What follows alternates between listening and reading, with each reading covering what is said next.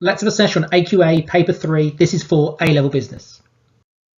It's an exam guidance video and it's based on the advanced information, and the link to the advanced information is below in the description box. So firstly is the question types for paper 3. Now remember, firstly you're going to get a big insert and it's going to have lots of quantitative information and qualitative information. So be aware, both sides, numbers and words. Then in terms of the types of questions, you're likely to get two 12 markers, two 16 markers, a 20 marker and a 24 marker. So for those 12 markers, make sure you're on top of the exam technique. The card is up there, and also you'll find some model answers, as you can see in yellow on the channel page there. 20 markers, be on top of your technique for that. Remind yourself of the technique for 20 markers. The card is up there now. And finally, 24 markers. There's a few quirks within those 24 markers, so make sure you click the card up there to make sure you're absolutely sure on how to answer those 24 marks, and you watch for those dodgy words.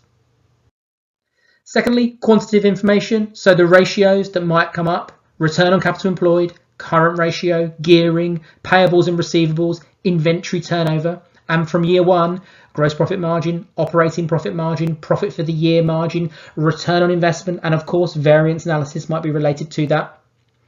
The link to each of those ratios is in the description box below. Make sure you're clear on all of them. Additionally, in terms of past paper questions that might help support your revision, your learning, and enable you to smash it one final time. 2017 paper 3 question 2 is a 12 marker on return on capital employed, current ratio and gearing, and 2020 paper 1 question 19, a 9 marker on payables and receivables days. Well worth taking a look at those.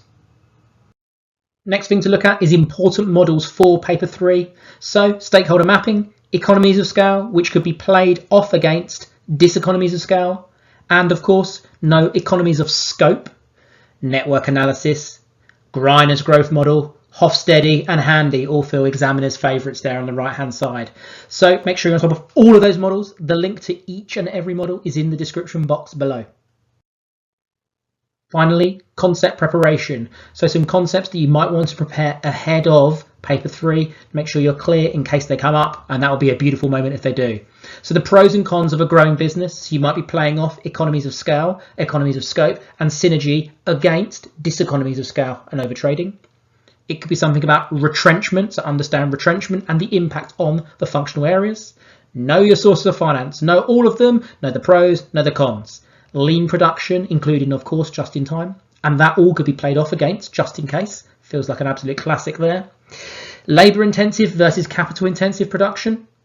Capacity utilisation, playing 100% versus something smaller than 100%, and talking about efficiency within that, those operational objectives. It could be something on importance or how to improve the cash flow. Know those methods of growth. Growth feels a favourite for paper 3. Thinking about mergers, takeovers, ventures, franchising, knowing what they are, the pros and cons of each. Organisational culture. So, of course, Handy's model, but then if it's an international business, then Hofstede and the cultural dimensions within that. Contingency planning, is it essential? And finally, planned versus emergent strategy. All of those videos, I've put the links in the description box below as well to help support your learning. Best of luck. That's the end.